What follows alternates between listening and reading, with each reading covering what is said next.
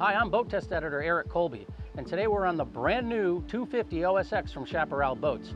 I'm going to do a full features inspection and performance evaluation, so let's get started. Starting at the stern, we have swim platforms on each side that extend 34 inches by 22 across.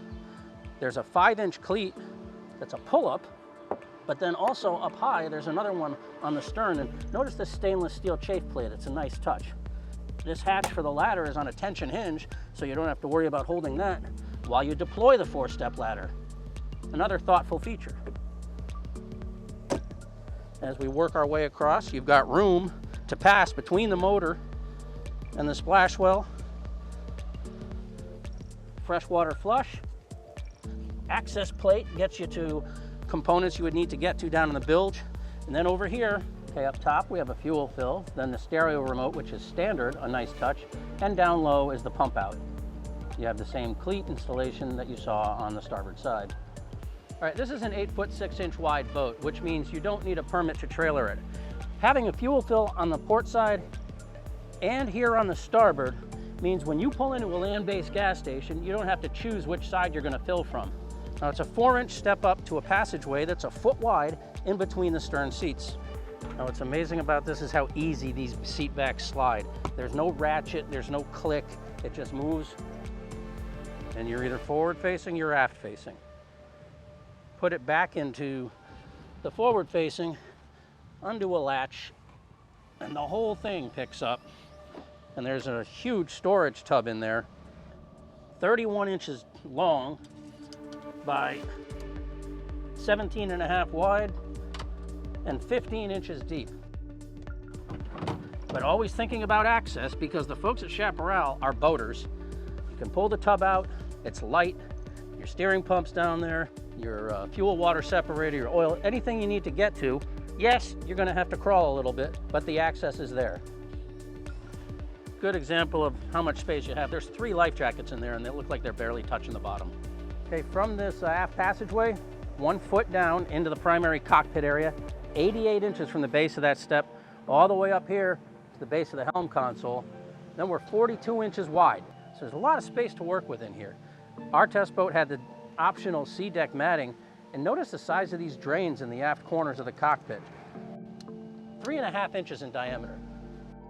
For all the features we want during a day on the water, grab handles, courtesy light, 2 stainless steel beverage holders, JL audio speaker, and this is repeated on each side, and we have a clip for the table instead of a hole in the deck, which we like much better.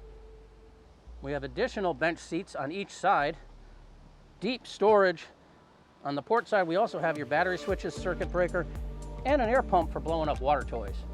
Now, gone are the days of calling these compartments ski lockers. This one's 80 inches long. The opening itself is 15 inches wide, so you probably got a few inches on each side, and it's 16 inches deep. To give you an idea, you put your life jacket bag in here, give it a shove forward, close it down, and you still have plenty of room. The second of your 2 under-deck lockers, 30 inches long.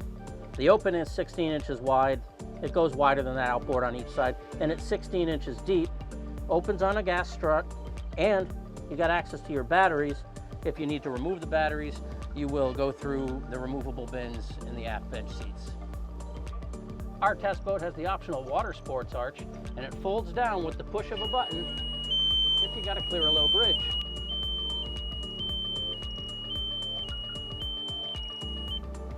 The matte finish on the optional tower gives the boat a nice contrast to the sheen on the seats. And also notice you're not going to hit your head on aluminum if you're sitting facing inboard next to the tower. The helm is finished in a nice dark upholstery, gives a classy look and feel.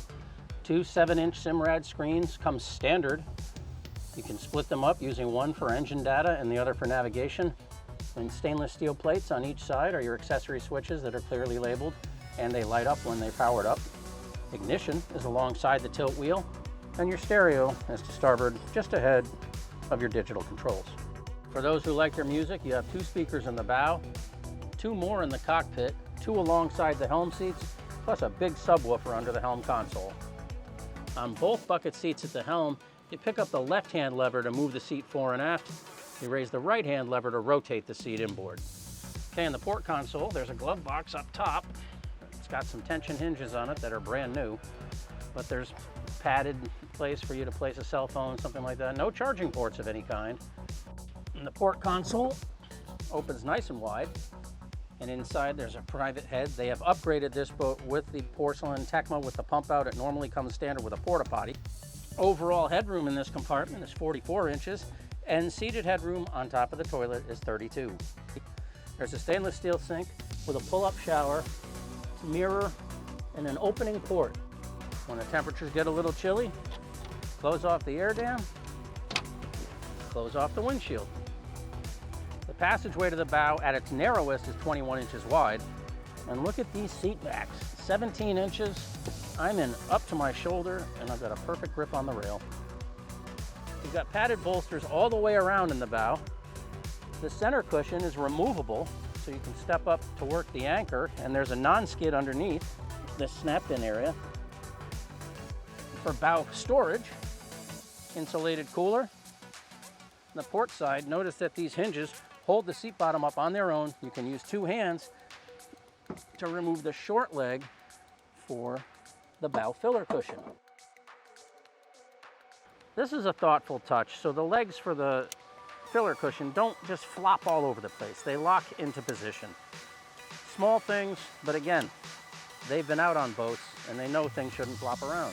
To starboard, the grab loop gives you an idea that this is going to be a bigger compartment to access. Inside is your bow filler cushion, your leg for your table in the cockpit, and your dedicated storage for the table. You also see the back side of the subwoofer is protected, and the JL audio amplifier. On each side of the foredeck are two 6-inch pull-up cleats, and in the center there's an anchor locker with clips for a Danforth-style anchor. The anchor locker hatch, like we've seen all throughout the boat, has tension hinges that hold it up. Makes it easier to deploy an anchor when you can use two hands. Now, Chaparral designed some generous depth in this boat throughout, with 33 inches to the cap rail on the bow, 31 alongside the helm, and 30 right alongside the tower. There's also tall freeboard on this boat, 36 inches at the stern, 43 next to the helm, 43 at the bow. Our test boat was powered by a 250 horsepower Yamaha 4-stroke outboard, which was plenty of power. The Chaparral 250 OSX measures 24 feet 6 inches long with an 8-foot 6-inch beam and a draft of 18 inches. Our test boat weighed 4,200 pounds without engines, and with 3 people, full fuel, no fresh water, and test gear, we had an as-tested weight of 5,721 pounds. Powered by a single 250 horsepower Yamaha outboard spinning a 15¼ inch by 17-inch saltwater series propeller, the 250 OSX hit a top speed of 47.32 miles per hour at 5,700 RPM. We recorded best cruise at 3,500 RPM, where she ran 27.1 miles per hour and burned 8.7 gallons per hour. This translated to 3.1 miles per gallon and a range of 168 statute miles, with 10% of her 60-gallon fuel capacity held in reserve. In acceleration tests, our test boat planed in 5.6 seconds, hit 20 miles per hour in 7.2, and ran through 30 miles per hour in 10.4 seconds. The 250 OSX held minimum plane at 24.2 miles per hour. If you've run a boat with Chaparral's extended V-plane bottom, you know the benefits of the design. Most boats have a running surface that stops at the transom. The extended V-plane goes all the way back to the trailing edge of the swim platform, acting as trim tabs basically. This helps keep the boat level, it comes up on plane more quickly, and in turns the stern doesn't squat. You come out of the turn, you can accelerate, and maintain great grip through the turns, had a nice comfortable lean. This propeller was really hooked up. The boat handles very well. The 250 OSX from Chaparral Boats is a big boat that's going to appeal to the family. It's got great handling, solid performance, and lots of amenities. For Boat Test, I'm Eric Colby. And remember, if your boat's under 26 feet, wear this, it's the law.